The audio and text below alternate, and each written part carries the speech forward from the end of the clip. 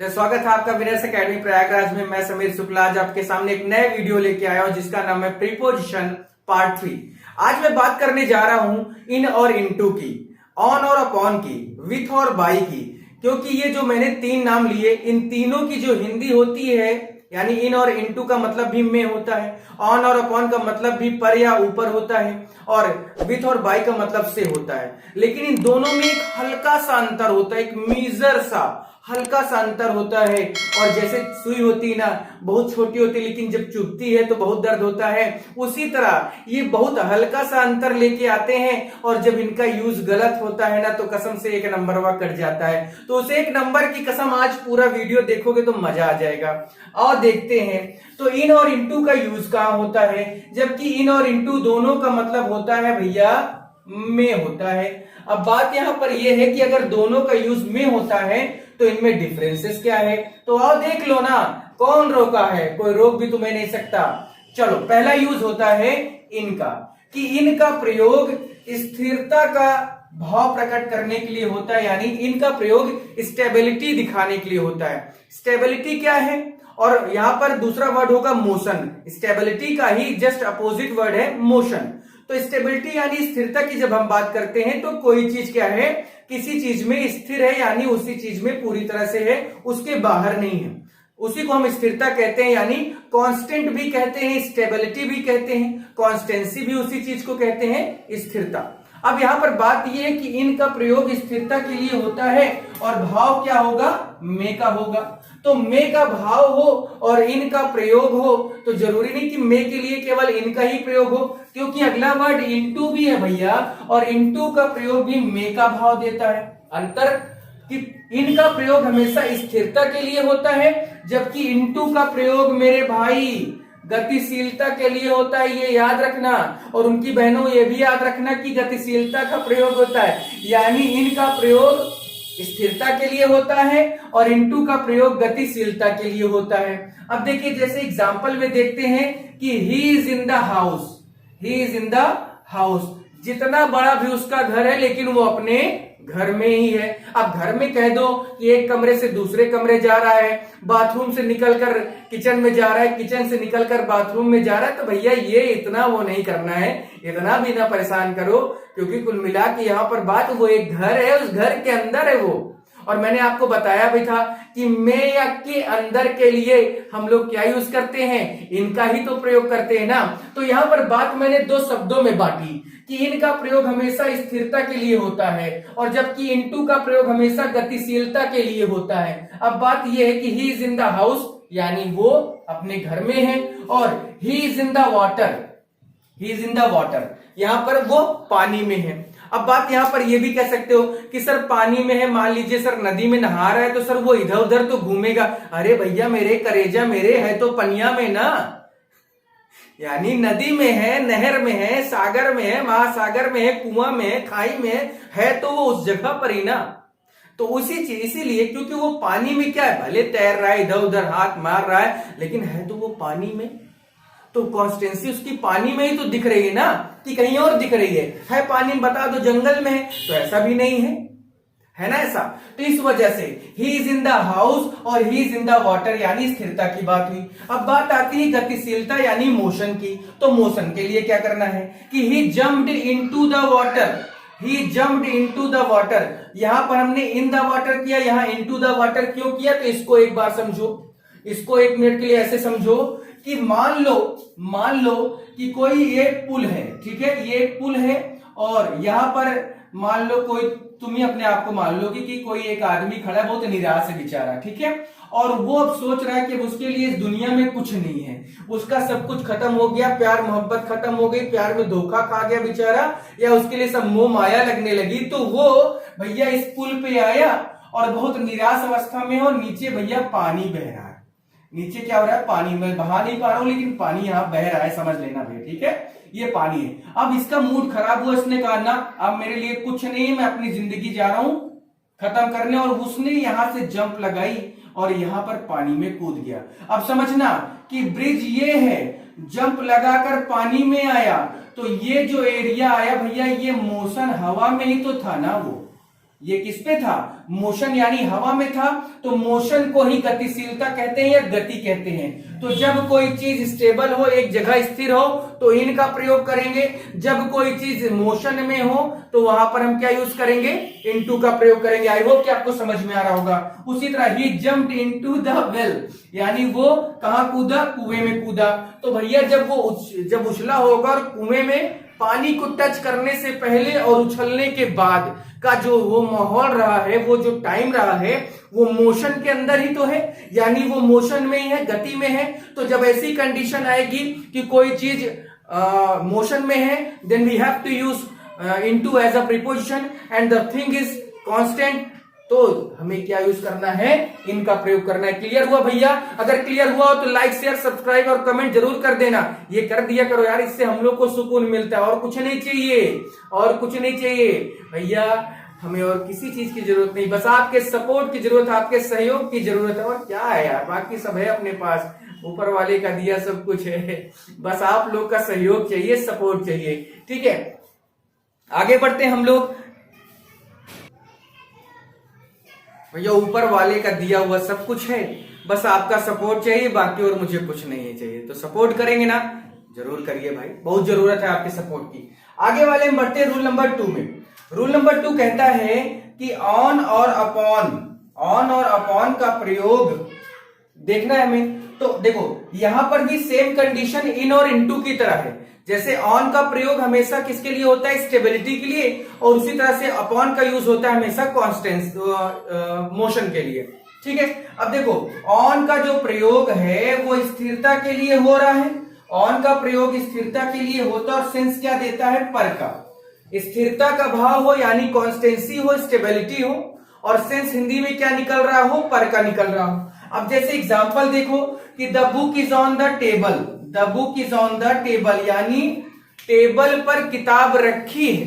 अब आप सोचना, ये जो जैसे ये मार्कर है मेरे हाथ में, ये क्या मोशन में है, क्या ये उड़ रहा है या उड़ के फिर से उछल जा रहा है, नहीं ना, ये मेरे एकदम हाथ पे कांस्टेंट है, स्थिर है या स्टेबल है, यानी इधर उधर नहीं हो रहा।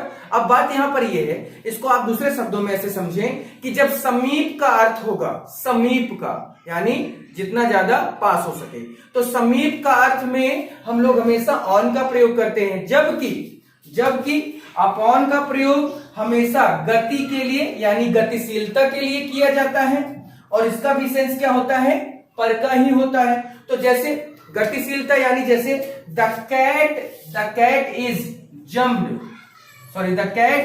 Jumped upon the table. भैया समझना, the cat jumped upon the table. अब समझो कि यहां पर मान लो टेबल है और टेबल पर जो कैट क्या है, जंप कर रही है। तो जब कैट जहां से उठी यानी जहां से जंप करने के लिए उसने अपनी जमीन छोड़ी, और जब तक वो उस टेबल पर नहीं पहुंची, तो वो जो एरिया रहा है जंप करने का, यहां से जंप करे उधर के लिए, तो ये जो एरिया है इसको हम क्या कहेंगे, मोशन ही तो कहेंगे, गति ही तो कहेंगे। उसी तरह से ही जम्प्ड अपॉन द बेड, यानी मान लो कोई लड़का है, कोई लड़की है, कोई लड़का ही है, अब वो बेड पे क्या है या कहीं से कूद रहा है। मान लीजिए जो एक ड्रॉर होता है या जो टाड़ होता है घर में, उससे वो कूद रहा है। तो जब वो वहां से कूदा और वहां से पहुंचने के बीच का जो समय आया, वो क्या है, मोशन ही तो दिखा रहा है ना। क्लियर हो पा रहा है कि नहीं भैया? तो यही समझो कि इन और into is equal to on और अपॉन, दोनों का प्रयोग कुछ इस तरह से है कि इनका प्रयोग और ऑन का प्रयोग हमेशा स्टेबिलिटी कॉन्स्टेंसी के लिए होता है, जबकि इनटू और अपॉन दोनों का प्रयोग हमेशा मोशन के लिए होता है। आगे देखते हैं विथ और बाय का प्रयोग, इसी तरह से बिसाइड और बिसाइड्स का प्रयोग, इसी तरह से हम लोग एमंग और एमंगस्ट का प्रयोग करेंगे, और इसी तरह से हम लोग क्या यूज करेंगे, एक और बहुत यूनिक चीज है, वो क्या है, जैसे आपको पता होगा कि वो जो दूसरा वर्ड है यानी बिसाइड और बिसाइड्स के अलावा, विथ और बाय के अलावा, एमंग और एमंगस्ट के अलावा, यहां पर हमें एक चीज और यूज करनी है, बिटवीन और एमंग। ठीक है, तो इसको देखना है, समझना है, इसलिए देखो क्या होता है इसमें आगे। नेक्स्ट रूल हम लोग का है, यानी रूल नंबर 3 है कि इन और विद इन का प्रयोग। देखिए इन का मतलब भी में होता है और विद इन का मतलब भी में होता है, लेकिन दोनों में अंतर क्या है, ठीक है, ये हमें समझना है। तो इनका यूज तो कई तरह से आपने देखा होगा, कई आपके यूजेस आपको सामने आए होंगे, और इससे पहले भी हम लोगों ने, क्योंकि ये ऐसे शब्द मैं आज बता रहा हूं आपको जो जिनकी मीनिंग एक ही है लेकिन यूज करने के तरीके अलग अलग है। अभी इससे पहले जो 2 पार्ट हुए उसमें ऐसा नहीं था, उसमें हम लोग 1 बाय 1 पढ़ रहे थे, और आपको लगभग सारी वीडियो मैंने आप पहले भी 2 महीने पहले भी, 1 महीने 1.5 महीने पहले भी और भी वीडियोस मैंने आपको, आप मेरे प्लेलिस्ट, चैनल की प्लेलिस्ट में जाएंगे तो आप देखेंगे जिसमें ओ एफ और ओ डबल एफ में क्या अंतर है ये मैंने बताया। ऑन, अपॉन, ओवर, अबव, ये सारी चीजें मैंने ऑलरेडी बता दी है, उनकी ट्रिक्स भी बताई है, हाउ टू आइडेंटिफाई ये भी बताया है। तो मैंने करीब प्रीपोजिशन पे करीब मान के चलिए 8 या 9 वीडियो ऑलरेडी बना डाले हैं। ये जो छूटा था क्योंकि उस समय मैं टॉपिक लेके नहीं चल रहा था, उस समय मेरा टारगेट होता था कि मैं आपको ज्यादा से ज्यादा अच्छी चीजें समझा पाऊं। ओ एफ और ओ डबल एफ में अंतर है, ऑन, अपॉन, ओवर में अंतर है, बिकॉज ऑफ और ड्यू टू में क्या अंतर है। ऐसे वीडियो है ना, देख के दिल खुश हो जाएगा। आप देखना, एक बार प्लेलिस्ट में जाना, प्रीपोजिशन जिसमें सिंटैक्स नाम की प्लेलिस्ट है, उसमें आप अंदर जाएंगे तो प्रीपोजिशन, कंजंक्शन, सारी चीजें आपको मिल जाएंगी। नाउन प्रोनाउन की अलग बनी हुई है। तो हम लोग इस पे देखते हैं कि इनका प्रयोग समय के अकॉर्डिंग अगर हम बात करते हैं, यानी समय की दृष्टि से या समय के अकॉर्डिंग बात करते हैं, तो एट द एंड ऑफ का मतलब होता है समय की समाप्ति, ठीक है। एट द एंड ऑफ का मतलब होता है समय की समाप्ति पर, यानी जब कोई समय समाप्त हो जाए तो उसकी बात हम करते हैं, तब वहां पर क्या यूज करते हैं, इनका। समय की समाप्ति पर तो समझिए पहले आप, और विद इन का जो यूज होता है बिफोर द एंड ऑफ, यानी समय की समाप्ति से पहले।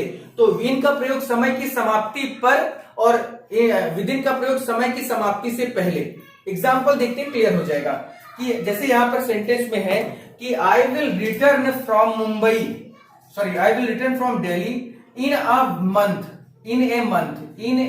यानी मैं मंथ यानी महीने के अंत तक आऊंगा, यानी मैं 31 को भी आ सकता हूं और 30 को आ सकता हूं, लेकिन मैं 15 को नहीं आऊंगा, मैं 14 को नहीं आऊंगा, 20 को नहीं आऊंगा। यानी यही तो बात कही ना कि भैया मैं आऊंगा, यानी मंथ तो देखिए समय की बात हो रही है, समय की दृष्टि से बात हो रही है, और कब हो रही, इन एट द एंड ऑफ, यानी अंतिम में आते आते, यानी जो महीने का अंतिम होता है, यानी 30-31 होता है, उसके बाद, या सॉरी उसके बाद नहीं, यानी उसी डेट को, यानी या तो 30 को या तो 31 को मैं आ जाऊंगा।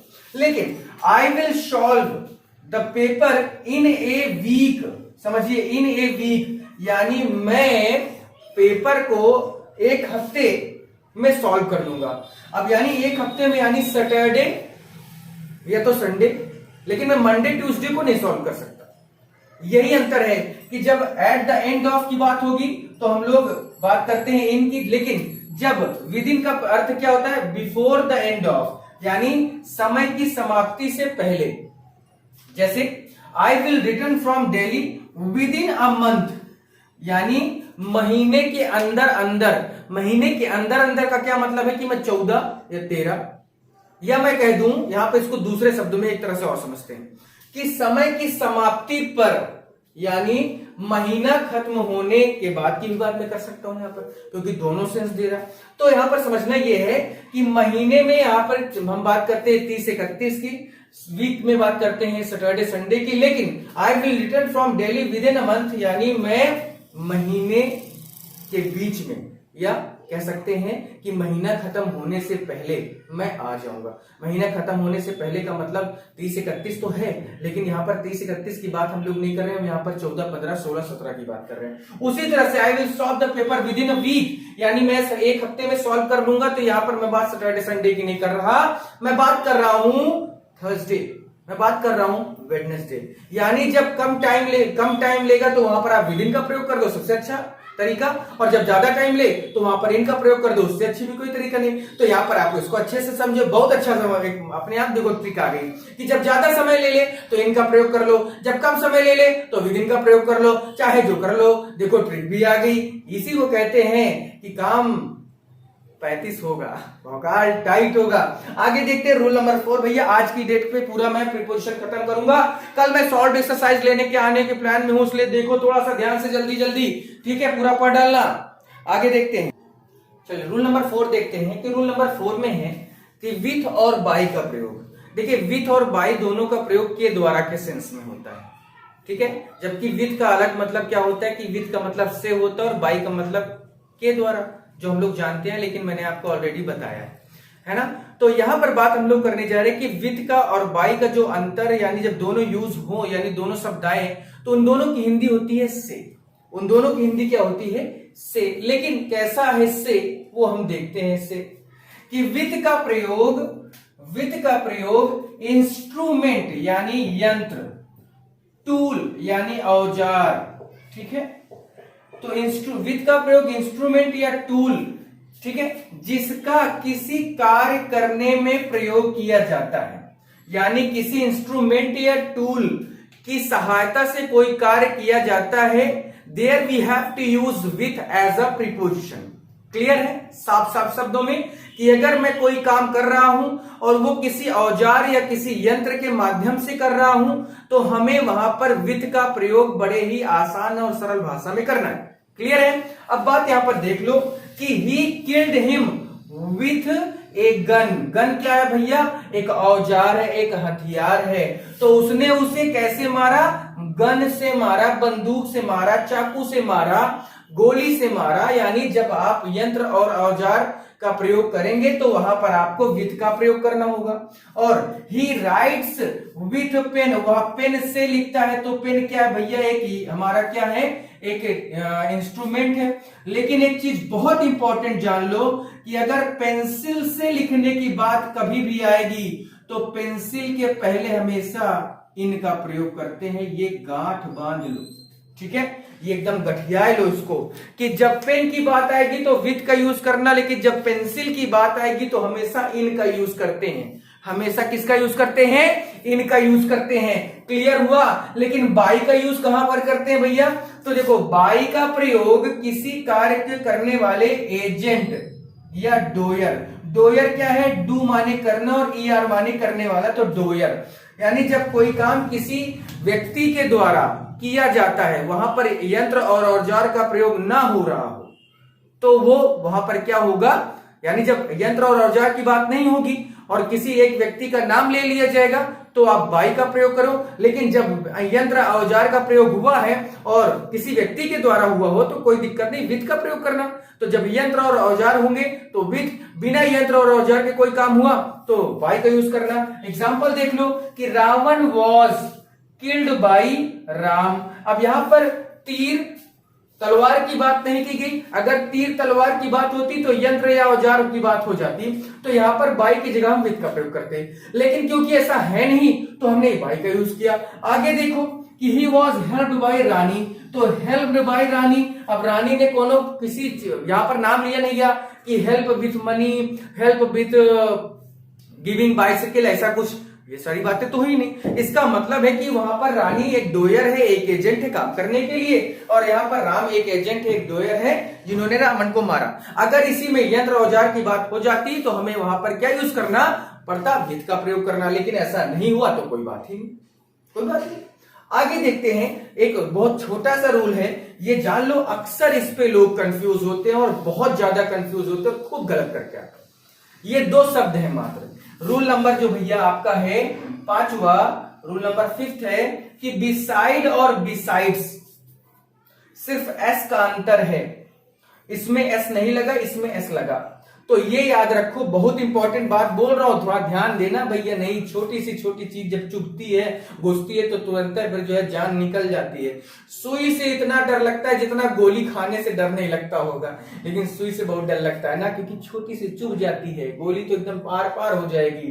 तो अब आर पार इसके में आज करना है कि बिसाइड का प्रयोग होता है किस सेंस में? बाय द साइड ऑफ, यानी बिल्कुल नजदीक का जब भाव प्रकट होगा तो हम बिसाइड का प्रयोग करते हैं। जैसे he came and sat beside me, वो मेरे पास और मेरे पास एकदम वो आया और बैठ गया। बैठा तो कहां बैठा? एकदम बिल्कुल नजदीक में। तो he came and sat beside me, यानी वो आया और मेरे बगल में बैठ गया, मेरे नजदीक बैठ गया, मेरे ऊपर चढ़ के नहीं बैठा, यानी बगल में बैठा। तो ठीक है, जब बिल्कुल नजदीक की बात हो जाएगी तो बिसाइड का प्रयोग कर देना।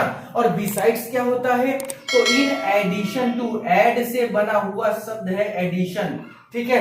तो इन एडिशन टू यानी के अतिरिक्त, के अलावा, के बजाय, जैसे राम के अतिरिक्त श्याम भी आया, राम के अलावा श्याम भी आया, राम के बजाय श्याम भी आया, तो आप इसको कैसे यूज करेंगे कि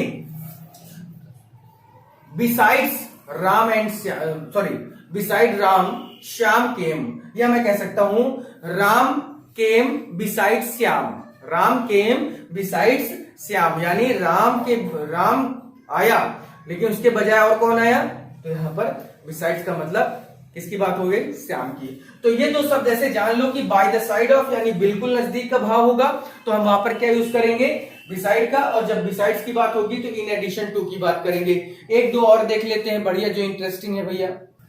ठीक है, रूल नंबर 6 कहता है, रूल नंबर 6 में है कि बिटवीन और एमंग का प्रयोग, दोनों का यूज बीच में के सेंस में होता है, यानी दोनों का यूज, बिटवीन का यूज भी बीच में का सेंस देता है और एमंग का भी यूज बीच में का सेंस देता है। बीच में यानी जैसे ये मैटर मेरे तुम्हारे बीच में है, तो this matter between you and me.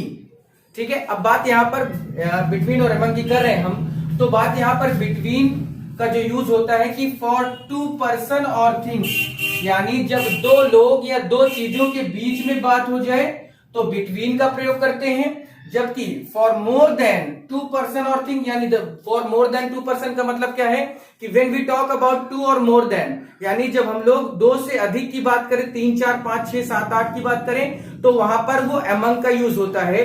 तो बात समझ में आई आपको कि एमंग का प्रयोग हमेशा 3 लोगों के लिए होता है, जबकि बिटवीन का यूज हमेशा 2 लोगों के लिए होता है। बस आपको समझना कैसे है कि मान लीजिए कोई चीज है वो 2 लोगों के बीच में हुई है तो बिटवीन का यूज करना है, 2 से अधिक के बीच में हुई है तो एमंग का। अब जैसे एग्जांपल में देखो कि डिस्ट्रीब्यूट दिस एप्पल, ऐप लिखा है तो डिस्ट्रीब्यूट दिस एप्पल यानी इस सेब को बांटो बिटवीन राम एंड श्याम, यानी राम और श्याम के बीच में, यानी 2 लोग हैं, लेकिन distribute this Apple among Ram Shyam and Mohan, Ram एक आदमी हो गया, श्याम दूसरा आदमी हो गया और मोहन तीसरा आदमी हो गया।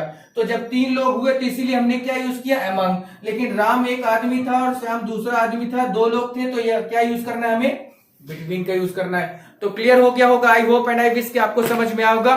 कल मैं सॉल्व एक्सरसाइज लेके आऊंगा, आज रूल क्लियर हो गया, कल सॉल्व एक्सरसाइज करना है, अच्छे से पढ़ना, और प्लीज वीडियो को लाइक करना, शेयर करना, कमेंट करना, सब्सक्राइब करना, शेयर तो जरूर से जरूर कर देना भाई, शेयर और कुछ रिवार्ड नहीं है मैं आपसे कहता हूं, तो प्लीज आप शेयर करें और सपोर्ट बनाए रखें। फिर आज के लिए इतना ही, चलते हैं फिर, थैंक यू।